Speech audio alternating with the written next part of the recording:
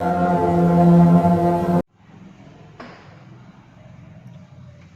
दोस्तों, sunshine institute Patan के इस वीडियो लेक्चर में आप सभी का स्वागत है।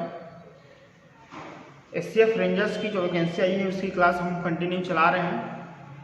मैंने एग्रीकल्चर के 3 अलग अलग श्रृंखला आपके यूट्यूब में डाल दिया है। मैंने फिजिक्स के लाइट के 5 अलग अलग लेक्चर्स मैंने डाल दिए। वो लाइट कंप्लीट है ना, वो 5 वीडियो आप देख लीजिए, संपूर्ण सिलेबस आपको मिल जाएगा। उसमें एक वीडियो मैंने और डाल दूंगा न्यूमेरिकल के बेस पे, ठीक है। बाकी वो 5 तो अभी आप स्टार्ट करिए, उसको पढ़िए आप। एग्रीकल्चर के मैंने 3 डाल दिए हैं, तो तीनों आप देखिए। एक और बात मैं आपको बोल देता हूँ कि आपको जो है सुनते सुनते जो है आपको नोट डाउन भी करना है। नोट डाउन करना बहुत जरूरी है, रिविजन करना बहुत जरूरी है, क्योंकि जो टर्म है वो जो नॉन बायोलॉजी वाले हैं, नॉन एग्रीकल्चर वाले हैं, उनको बहुत दिक्कत होगा। पढ़ते पढ़ते समझ में तो आ जाएगा लेकिन वो याद नहीं रहता। इस कारण बोल रहा हूँ अभी भी समय है, आप जो है करिए, नहीं तो समय निकल जाएगा, ठीक है। जब भी ये क्लास देखोगे, चौथा क्लास अभी हमारी एग्रीकल्चर की आज हमारी चौथा क्लास है। 3 अलग अलग एग्रीकल्चर की क्लास हो चुकी है। जब ये क्लास देखेंगे तो आप पुराना तीनों आप अच्छे से देख लीजिएगा। जब 5वां देखेंगे तो आप पहले के 4 आप देख लीजिएगा, अच्छे से रिवीजन कर लीजिएगा। मैं फिर से बोल रहा हूँ, सिर्फ सुनना नहीं है, आपको नोट डाउन भी करना है कॉपी में और उसको रिवीजन भी करना है, ठीक है। मैं पूरी एग्रीकल्चर कंप्लीट करूँगा, पूरी एग्रीकल्चर, ठीक है। देखिए, और मैं एग्रीकल्चर जो स्टार्ट किया है इसके ऊपर, सेल और जेनेटिक के ऊपर, क्यों स्टार्ट किया इसको, है ना। बहुत सारे आप यूट्यूब में देखोगे तो आपको जो स्टार्टिंग के मिल जाएंगे, लेकिन मैंने इसको स्टार्ट इस कारण किया है क्योंकि ये बेटा बहुत ही ज़्यादा समझने वाली है। और जब समझोगे, जब अभी से अच्छे से समझोगे तब बाद में वो इजी लगेगा। लेकिन इसी को अगर लास्ट में करते तो दिक्कत होता ना, समय कम रहता तो अभी स्टार्टिंग है, आप इसको समझेंगे तो एक अच्छा समय मिल गया आपको इसको समझने में। दूसरी चीज़, ये एग्रीकल्चर में भी काम आने वाला है और आपके बायोलॉजी में भी काम आने वाला है, इस कारण मैंने इसको स्टार्ट किया, ठीक है। चलिए तो स्टार्ट करते हैं हम एग्रीकल्चर 4। इसके पहले तक हमने एग्रीकल्चर 1, 2, 3 में हमने सेल के बारे में पढ़ा था। सेल के बाद इसमें मैंने बताया था कि किस तरीके से सेल की खोज किसने किया था, जीवित कोशिका की खोज किसने किया था, ये पूरी चीज़ें मैंने आपको बता दिया था। सेल थ्योरी किस तरीके से 2 लोगों ने पहले दिया, फिर तीसरा बचाव आया था, वो उन्होंने कैसे दिया, पूरी डिटेल मैंने आपको बता दिया, क्योंकि अभी फिर से रिविजन करेंगे तो टाइम निकल जाएगा, ठीक है।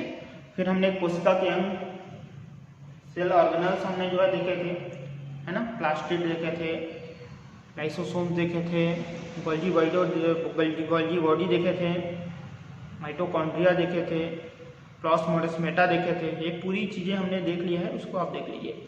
आज का जो टॉपिक है बड़ा इंपॉर्टेंट है, इससे क्वेश्चन आपको जरूर बनेंगे, ध्यान से देखना। आज का बड़ा मजा आएगा, समझ में भी आएगा आपको। एग्रीकल्चर चौथा आज हम देखेंगे न्यूक्लिक एसिड, न्यूक्लिक एसिड, नाभिकीय अम्ल, ठीक है। नोट डाउन करते जाना पड़ता है ना, नोट डाउन करते करते इसको अच्छे से आप एक नोट्स बनाइए, ठीक। फिर हमारी एक टेस्ट सीरीज होगी। टेस्ट सीरीज किस तरीके से होगी, कब कब होगी, किस तरीके से होगी, मैं आपको बताऊंगा। अभी तो आप पढ़िए, ठीक। चलिए, और जो टेस्ट सीरीज होगी वो सभी विषयों की होगी, ऐसा नहीं कि एग्रीकल्चर हो रहा है तो सिर्फ एग्रीकल्चर की होगी, कंप्लीट पूरी एससीएफ सिलेबस की होगी, ठीक है।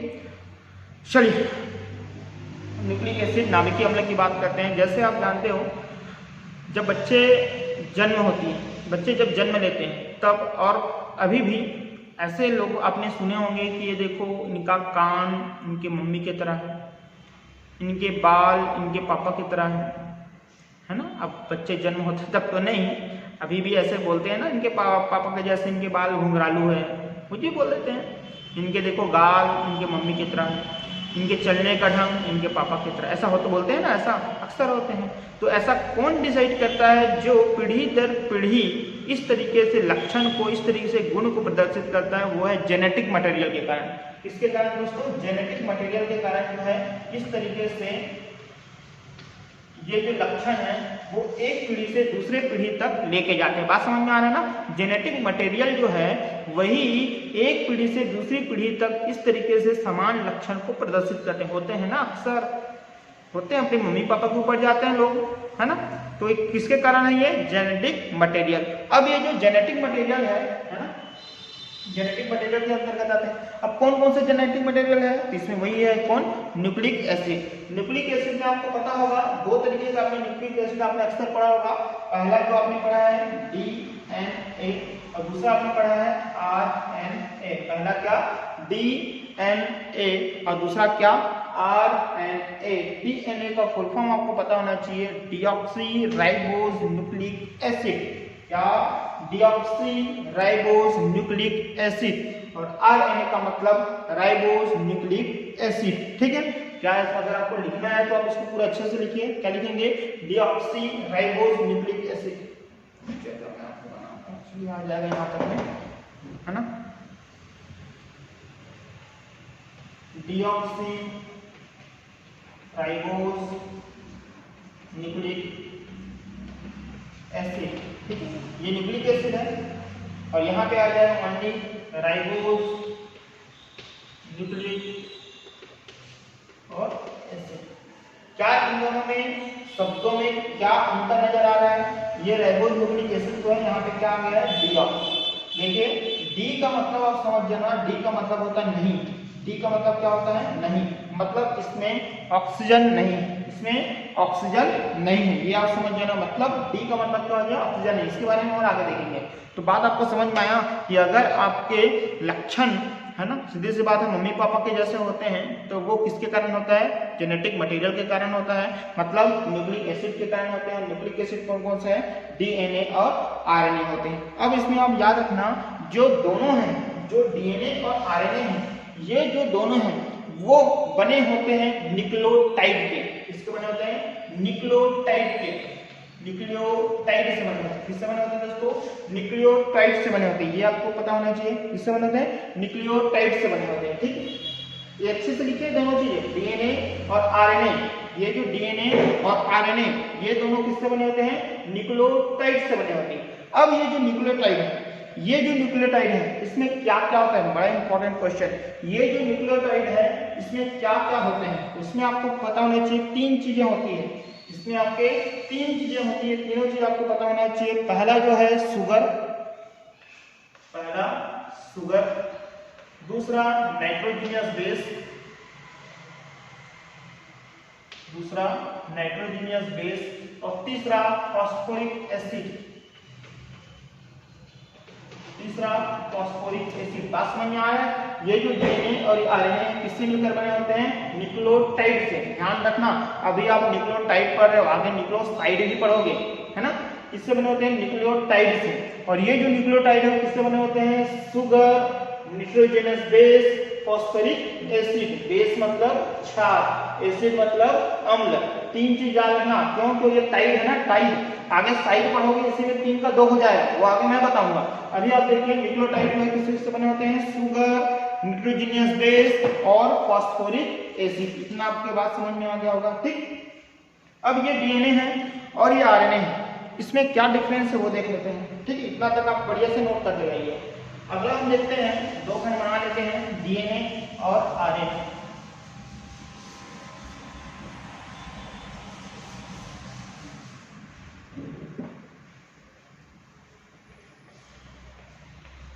DNA इधर ले लेते हैं और इधर आप क्या लेते हैं, RNA। पहला नाम से ही आपका अंदर समझ में आ जाएगा। पहला जो है वो क्या है, डीऑक्सी न्यूक्लिक एसिड। क्या है, डीऑक्सी न्यूक्लिक एसिड। मतलब आप ये बोल सकते हैं यहाँ पे sugar of DNA, sugar of DNA, यहाँ पे क्या बोल सकते हैं, sugar of DNA, deoxy nucleic acid. यहाँ पे आप क्या लिख सकते हैं, शुगर ऑफ RNA, क्या लिख सकते हैं, राइबोज, डीऑक्सीराइबोज है ना, इसको भी राइबोज कर देना, राइबोज न्यूक्लिक एसिड। ठीक है, ये आपका पहला वाला हो गया। अब आपको यहाँ पे देखेंगे कि इस शुगर में, ये जो शुगर है इसमें ऑक्सीजन नहीं होती, इसमें ऑक्सीजन नहीं होती, इसमें ऑक्सीजन होती है, ऑक्सीजन प्रेजेंट होती है इसमें। ठीक है, अगला चीज, ये जो शुगर है, ये जो शुगर है इस शुगर में 5 कार्बन होते हैं। इसमें कितने कार्बन होते हैं दोस्तों? 5 कार्बन होते हैं। इसमें कितने कार्बन होते हैं? 5 कार्बन होते हैं। सेम इस आरएनए में भी, इसमें भी है या इस शुगर में भी, इस शुगर में भी 5 कार्बन होते हैं। इस शुगर में भी 5 कार्बन होते हैं। तो ये पहला डीएनए और आरएनए का जो एक तो उनकी क्या बोलना चाहिए, उनका नाम अंतर हो गया। दूसरा, इसमें ऑक्सीजन नहीं होता, इसमें ऑक्सीजन प्रेजेंट होता है। इसमें 5 कार्बन होते हैं इसके शुगर में, और इसके शुगर में जो है वो उसमें भी क्या होते हैं? 5 कार्बन होते हैं। ठीक है, अब यहाँ पे देखें आप, यहाँ पे नाइट्रोजनियस बेस, मैंने आपको बोला था कि इसमें जो है नाइट्रोजनियस बेस, और यहाँ पे जो है नाइट्रोजनियस बेस। यहाँ पे जो होते हैं, है ना, यहाँ पे आपको पता होना चाहिए, यहाँ वाले जो नाइट्रोजनियस बेस है, जो डीएनए के जो नाइट्रोजनियस बेस है, उसमें 2 चीज आपको पता होना चाहिए, प्यूरिन और प्यूरिमिडाइन। ठीक है, एक आपका है प्यूरिन, देखो दिख रहा है ना, एक आपके यहाँ पे प्यूरिन और एक यहाँ पे लिंक करना पड़ेगा प्यूरिमाइन। ठीक है, यहाँ पे पहला आपका क्या है? प्यूरिन, और दूसरा जो है प्यूरिमिडाइन।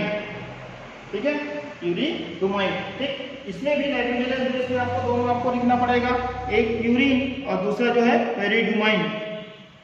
इसमें भी आप लिख लो प्यूरिन और दूसरा जो है प्यूरिडुमाइन। ठीक है, यहाँ तक समझ में आया? ठीक है, इसके जो नाइट्रोजन है, जिसके जो नाइट्रोजनियस बेस है उसमें प्यूरिन और प्यूरिडुमाइन, यहाँ पे भी नाइट्रोजनियस बेस में प्यूरिन और प्यूरिडुमाइन। ठीक है, अब अंतर यहाँ पे देखिए, यहाँ पे शायद कट रहा होगा आपको, यहाँ से ये दोनों से आप यहाँ पे लिख लीजिएगा। ठीक है, अब यहाँ पे देखिए आप, ऊपर में मैं लिख देता हूँ, इसको मिटा देता हूँ।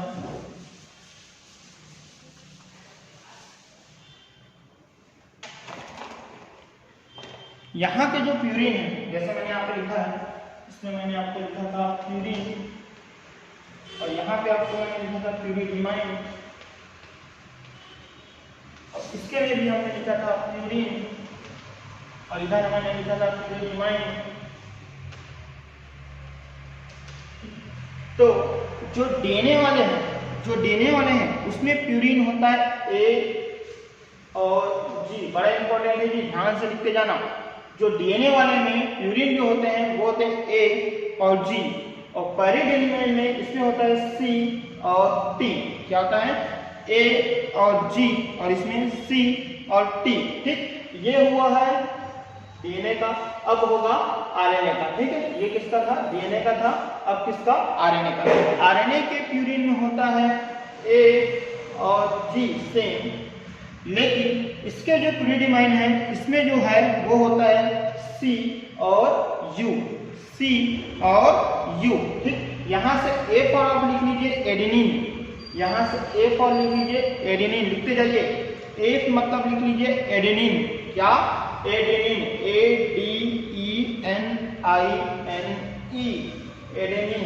ठीक है, ये फॉर यहाँ पे क्या हो गया? एडेनिन। वहां पे जी फॉर हो गया गुआनिन, ये जी है, इसका मतलब हो गया गुआनिन। ठीक है, GUANINE।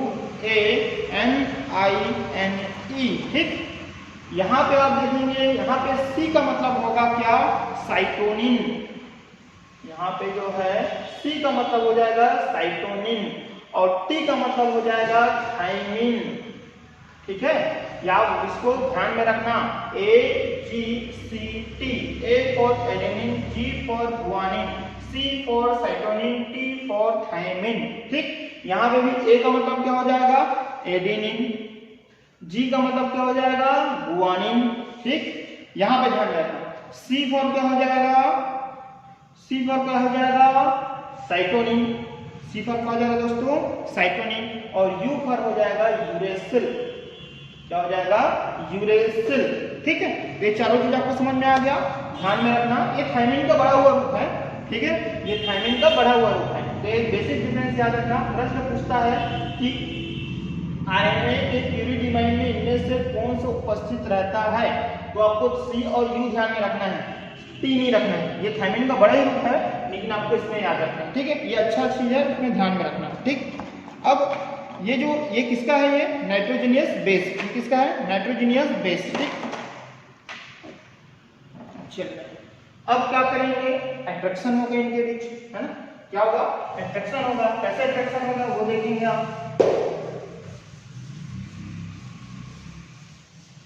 ध्यान से देखिए।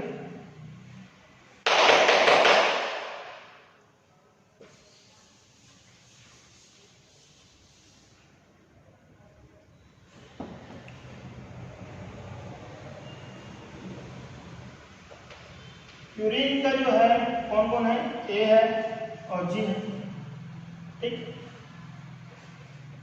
प्यूरिडिनाइन का है सी और टी, ये हमने लिखे नहीं। अब देखना कैसे होगा, ए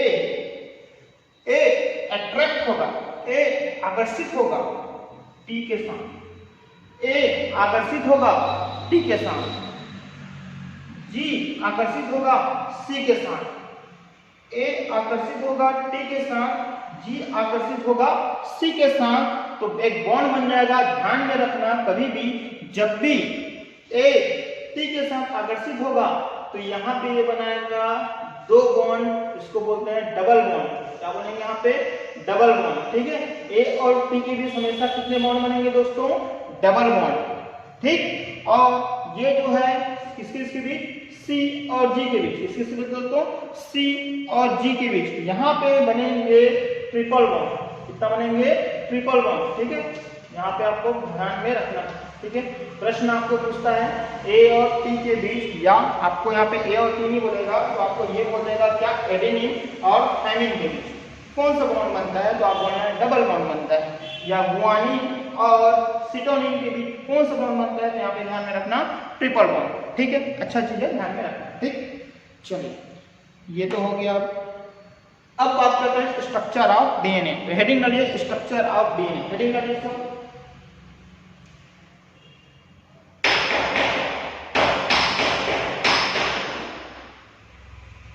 हेडिंग डालिए स्ट्रक्चर ऑफ डीएनए।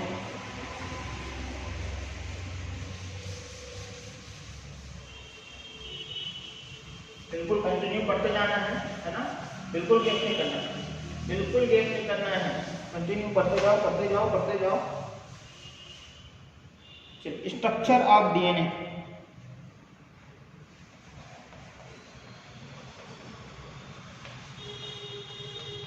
देखिए डीएनए को हम अभी नॉर्मल डीएनए, बीटा डीएनए की बात करेंगे। बीटा डीएनए जो होता है वो नॉर्मल डीएनए होता है, ठीक है। बीटा डीएनए जो होता है वो नॉर्मल डीएनए होते हैं, ठीक। देखिए इसकी जो खोज किया था, किसने किया था, अक्सर क्वेश्चन एग्जाम में आते हैं और आप सबको पता भी है, जब भी मैं टेस्ट लिया हूं आप सभी ने बताया था। किसने किया था, वाटसन एवं क्रिक साहब ने। किसने किया था दोस्तों, वाटसन एवं क्रिक साहब ने इस डीएनए की खोज किया था। किसने, वाटसन एवं क्रिक ने, ठीक। अब देखिए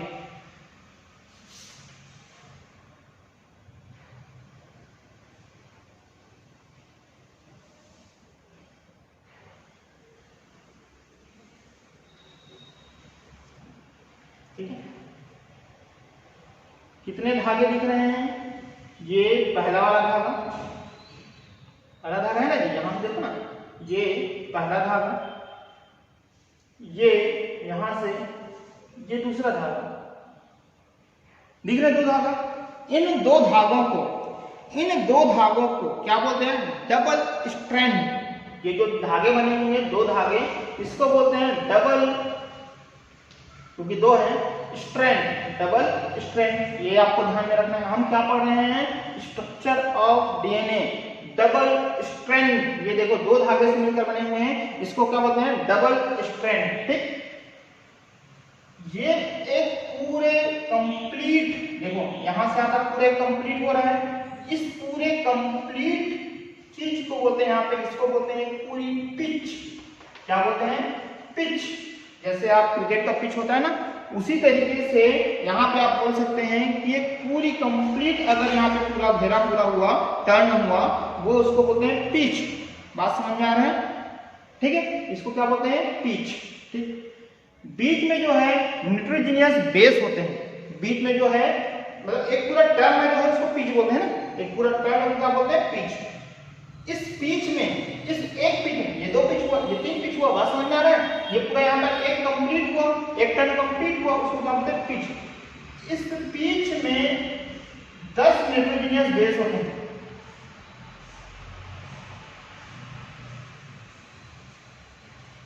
ये जो मैंने लाइन खींचा ये है नाइट्रोजनियस बेस, जिसको मैंने अभी थोड़ा देर पहले बताया था। ठीक है, इस जो बीच में जो 10 सीधी लकीर दिख रहा है आपको ऐसे डंडी वाली, इस तरीके से आया, वो नाइट्रोजनियस क्या है? बेस है। बात यहां तक आपको समझ में आ गया होगा। ठीक है, जब हम डीएनए को ऊपर से देखते हैं, जब हम इस डीएनए को ऊपर से देखते हैं, हाइट से देखते हैं, तब ये हमको गोल दिखाई देते हैं, तब हमको ये गोल दिखाई देता है। और गोले चीजों का होता है व्यास, डायमीटर। बात समझ में आ रहा है? जब इस डीएनए को टॉप व्यू से देखते हैं, ऊपर से देखते हैं, तो ये गोल दिखाई देता है। और आपको पता होना चाहिए गोलों चीज का होता है व्यास, डायमीटर। तो इस डीएनए का जो डायमीटर है ना, डायमीटर,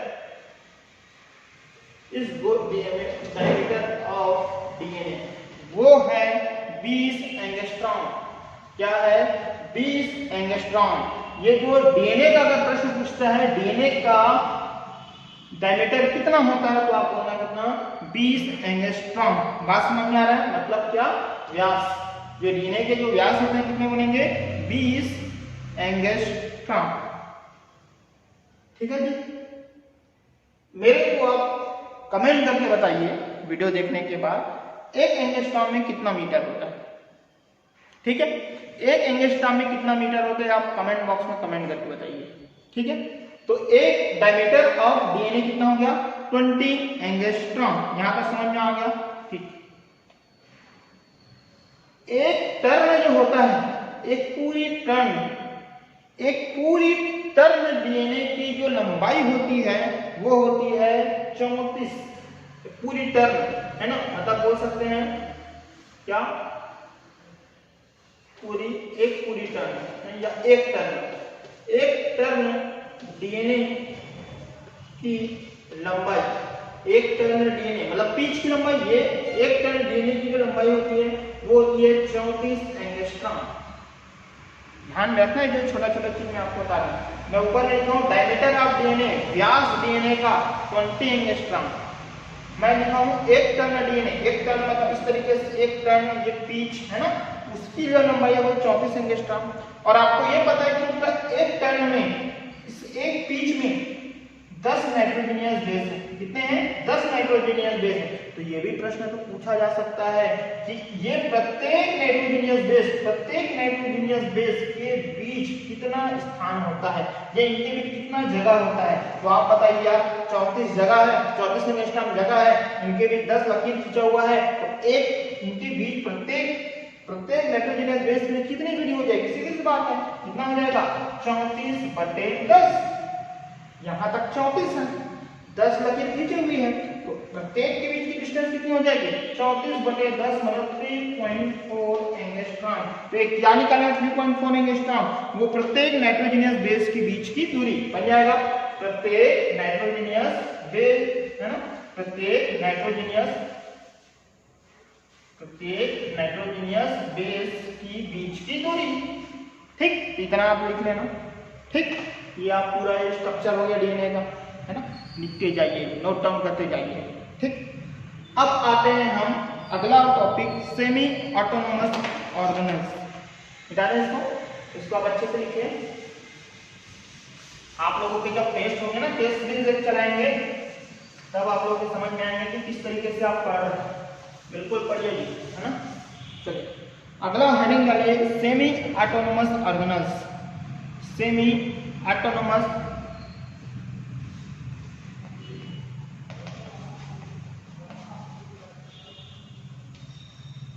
ऑर्गेनल्स। ठीक है, सेमी ऑटोनोमस ऑर्गेनल्स। देखिए, बहुत पहले जब रिसर्च किया गया तब पता चला था कि माइटोकॉन्ड्रिया, ठीक है बात समझ में आ रहा है, माइटोकॉन्ड्रिया और क्लोरोप्लास्ट, बात समझ में, ध्यान से सुनना। अगर आपको ये नहीं दिख रहा होगा तो मैं थोड़ा ऊपर कर देता हूँ, ठीक है। ये सेमी ऑटोनोमस ऑर्गेन्स, ठीक है। अब ध्यान से सुनिए मैं क्या बोल रहा हूँ। बहुत पहले जब रिसर्च हुआ था तब ये बोला गया कि माइटोकॉन्ड्रिया और क्लोरोप्लास्ट ये दोनों बैक्टीरिया थे, ये दोनों बैक्टीरिया थे।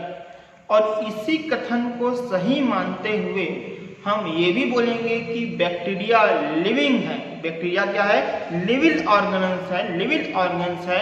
इस प्रकार आप देखेंगे जब बैक्टीरिया लिविंग ऑर्गेन्स है तो माइटोकॉन्ड्रिया और क्लोरोप्लास्ट भी लिविंग ऑर्गेन्स होंगे। बात समझ में आ रहा है? रिसर्च किया गया, उसमें ये पता चला कि बैक्टीरिया जो है वो लिविंग, मतलब जो माइटोकॉन्ड्रिया है और जो क्लोरोप्लास्ट है वो बैक्टीरिया थे। और हमको पता है बैक्टीरिया जो है लिविंग ऑर्गेन्स है। इस प्रकार से माइटोकॉन्ड्रिया और क्लोरोप्लास्ट भी लिविंग ऑर्गेन्स है, ठीक है। अब जब लिविंग ऑर्गेन्स है तो यहाँ पे आप देखेंगे दो चीज। पहला प्रोकैरियोटिक है ना, अगर मैं हिंदी में लिखूं प्रोकैरियोट,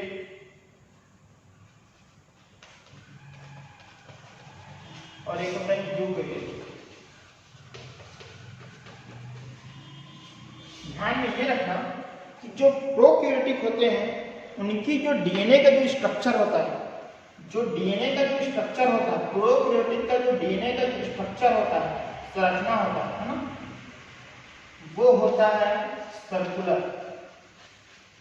बात समझ में आ रहा है? जो प्रोकैरियोटिक होते हैं उनके जो डीएनए की जो संरचना होती है, स्ट्रक्चर होती है, वो होती है सर्कुलर। यूकैरियोटिक के जो डीएनए की जो स्ट्रक्चर होती है, जो संरचना होती है, वो होती है लीनियर, ठीक है, वो होती है लीनियर।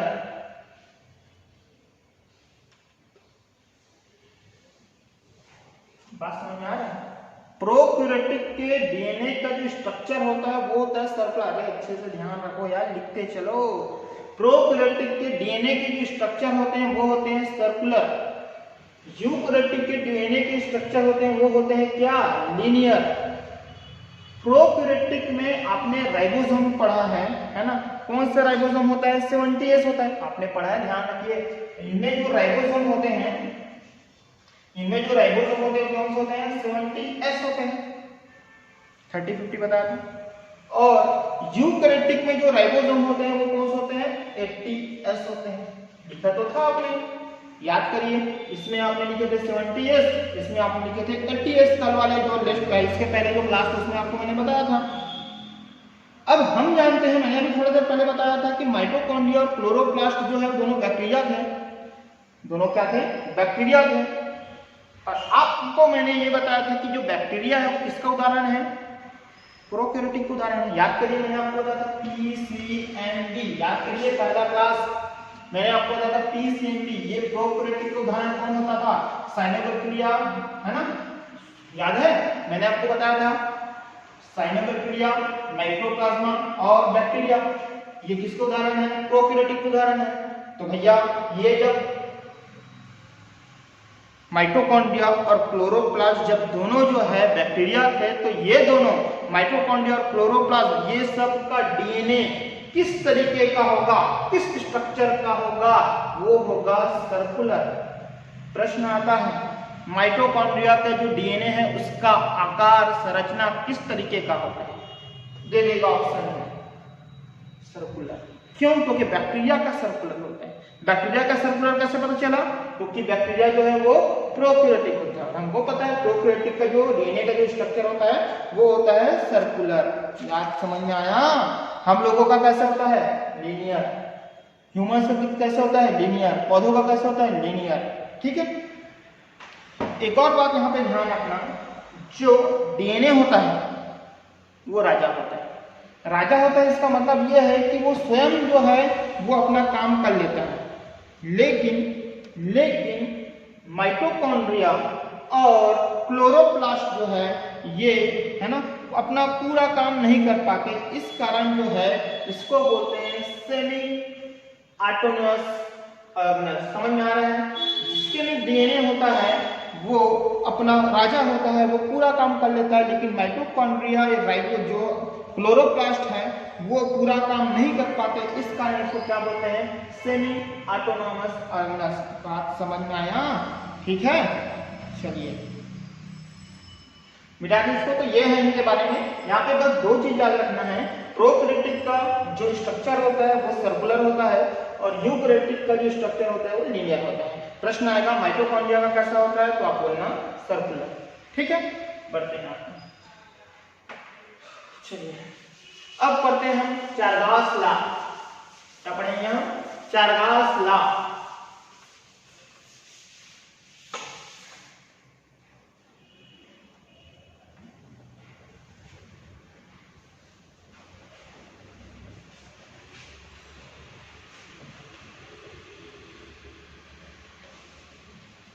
क्या पढ़ेंगे दोस्तों? चार्गास लॉ। ठीक है, देखिए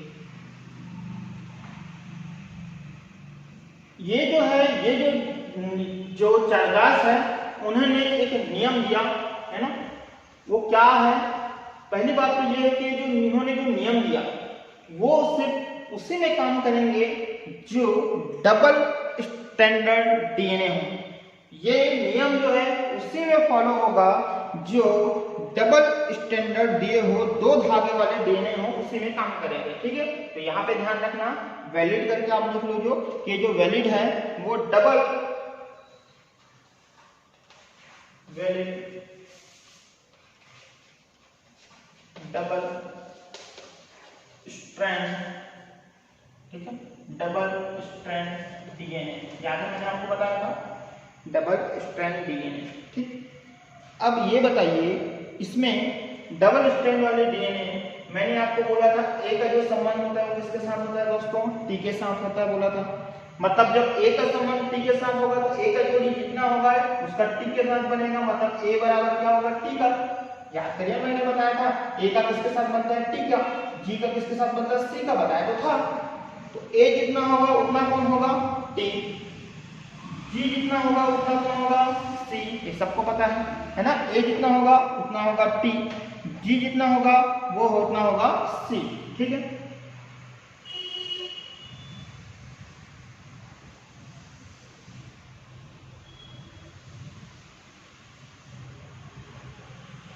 ए के साथ कौन जुड़ता है? मैंने बोला था टी। ए के साथ कौन जुड़ता है? टी।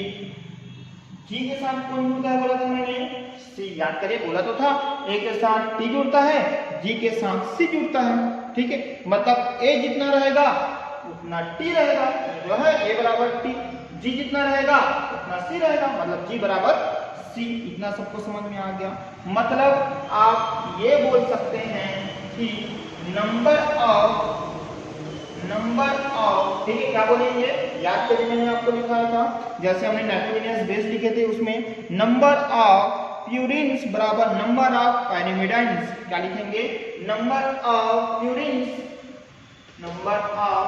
जितने प्यूरिन्स होंगे उतने ही नंबर ऑफ, है ना, नंबर ऑफ पायरिमिडाइन्स।